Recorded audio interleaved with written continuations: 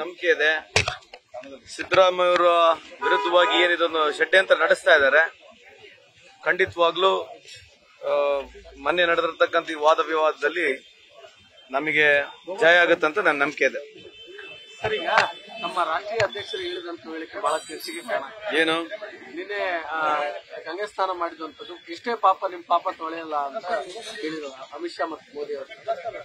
ಅಲ್ಲ, ಅವ್ರು ಹೇಳಿರ್ತಕ್ಕಂಥದ್ರಲ್ಲಿ ಸತ್ಯನೇ ಇದೆ. ಯಾಕಂದ್ರೆ ಪಾಪ ಮಾಡಿ ಹೋಗಿ ಗಂಗಾ ಸ್ನಾನ ಮಾಡಿದ ತಕ್ಷಣ ಪಾಪ ತೊಳೆಯಂಗಿಲ್ಲ, ಆತ್ಮಾವಲೋಕನ ಮಾಡ್ಕೊಂಡತಕ್ಕಂಥ ವಿಷಯದಲ್ಲಿ ಆ ಸಂದರ್ಭದಲ್ಲಿ ಹೇಳಿರ್ಬೋದು ಅವರು. ಸೊ ಪಾಪ ಏನಂತಂದ್ರೆ ಈ ದೇಶದ ಆರ್ಥಿಕ ವ್ಯವಸ್ಥೆಯನ್ನ ಮೂಲಿಗುಂಪಾಗಿರ್ತಕ್ಕಂಥದ್ದು 50% ಈ ದೇಶದಲ್ಲಿರ್ತಕ್ಕಂಥ ವೆಲ್ತ್, 50% ಇರ್ತಕ್ಕಂಥ ಈ ದೇಶದ ಆಸ್ತಿ ಕೇವಲ 1% ಜನರಿಗೆ ಹೋಗಿದೆ. ಕಾರಣ ಯಾರು? ಇವತ್ತು ಸಣ್ಣ ಸಣ್ಣ ಉದ್ದಿಮೆದಾರರು ಅವ್ರ ಪರಿಸ್ಥಿತಿಗಳು ಹೋಗಿ ನೋಡ್ತಾರೆ. ಯಾರನ್ನ ಬಿಜೆಪಿ ಯಾರನ್ನ ಮಾತನಾಡ್ತಾರೆ ಅದ್ರ ಬಗ್ಗೆ. ಮತ್ತೆ ಇವೆಲ್ಲ ಪಾಪಗಳಲ್ಲ. ಪಾಲಿಸಿ ದೇಶದ ಹಾಳು ಮಾಡಿ ಜನಕ್ಕೆ ಅಧೋಗತಿ ಒಯ್ದು ನೀವು ಬರೇ ಟಿವಿನಲ್ಲಿ ಮಿಂಚಿಕೊಂಡು ಬರೇ ಭಾಷಣಗಳು ತೋರಿಸ್ಕೊತಿದ್ರೆ ಮತ್ತೆ ಇದು ಪಾಪ ಅಲ್ವಾ? If you done any wrong ಪಾಲಿಸಿಯಿಂದ ದೇಶ ಹಾಳಾಗುತ್ತೆ. ನೀವು ಮಿಂಚ್ಕೋಬಹುದು, ನಿಮಗೆ ಡಿಫೆಂಡ್ ಮಾಡಕ್ಕೆ ನಿಮಗೆ ಎಲ್ಲ ಹಿಂದ್ಗಡೆಯಿಂದ ಮೀಡಿಯಾ ತೋರಿಸ್ಕೊಂಡು ನೀವು ಡಿಫೆಂಡ್ ಮಾಡ್ಕೊಂತ ಹೋಗ್ರಿ. ಬಟ್ ವಾಸ್ತುಸ್ಥಿತಿ ಏನಿದೆ? ಇವತ್ತು ಸ್ಮಾಲ್ ಸ್ಕೇಲ್ ಇಂಡಸ್ಟ್ರಿ ಬಗ್ಗೆ ಯಾರನ್ನ ಮಾತಾಡ್ತಾರ? ಇವತ್ತು 2 ಲಕ್ಷ ಕಿರಾಣಿ ಅಂಗಡಿ ಮುಚ್ಚೋಗಿದಾವೆ. ಇದ್ರ ಬಗ್ಗೆ ಮಾತನಾಡ್ತಾರ ಯಾರನ್ನ? 2 ಲಕ್ಷ ಕಿರಾಣಿ ಅಂಗಡಿ ಯಾಕೆ ಮುಚ್ಚೋಗಿದಾವೆ ದೇಶದಲ್ಲಿ? ಯಾರು ಮಾತಾಡ್ಬೇಕು? ಯಾರು ಇದ್ರ ಬಗ್ಗೆ? ಏನೆಲ್ಲ ಸುಮ್ಮನೆ ಹೇಳೋದು, ಹೋಗ್ಬಿಡೋದು, ಟಿವಿಯಾಗ ತೋರಿಸ್ಕೊಂಡು ದಿನ ಬೆಳಗ್ಗೆ ಮಿಂಚ್ಕೊಳ್ಳೋದು. ಮತ್ತೆ ಇದು ಪಾಪ ಅಲ್ಲ. ಮತ್ತೆ ರಾಹುಲ್ ಗಾಂಧಿ ಹೇಳೋದು ಕರೆಕ್ಟ್ ಇದೆ. ನೀವೇನ್ ಪಾಪ ಮಾಡಿದಿರಿ?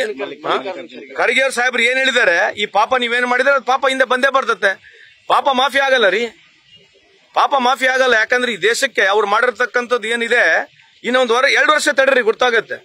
ಅದೇ ಹೇಳ್ತಾ ಇದೀವಲ್ಲ, ಮೊದಲನೇ ಮೂಲಭೂತ ಚರ್ಚೆ ಈ ದೇಶದ ಸಾಲದ ಬಗ್ಗೆ ಚರ್ಚೆ ಆಗ್ಬೇಕು. ಯಾಕೆ ಮಾತಾಡಬಾರ್ದು? ಪ್ರತಿಯೊಬ್ಬರು ಬಿಜೆಪಿ ಮುಖಂಡರು ಈ ದೇಶದ ಸಾಲದ ಬಗ್ಗೆ ಮಾತನಾಡಬೇಕು. ಈ ದೇಶದ ಸಾಲ ನಾವು 100 ಸಲ ಗಟ್ಟಿಯಾಗಿ ಹೇಳ್ತಾ ಇದೀವಿ. ಬಹಳ ಪ್ರಮುಖವಾದಂತ ಇಶ್ಯೂ ಇದೆ. ಯಾರು ಮಾತಾಡ್ತಿಲ್ಲ ಇದ್ರ ಬಗ್ಗೆ? 1947ನಿಂದ 2014ನೇ ಇಸ್ವಿವರೆಗೆ ಈ ದೇಶದ ಸಾಲ 55 ಲಕ್ಷ ಕೋಟಿ. ಇವಾಗ ಎಷ್ಟಿದೆ?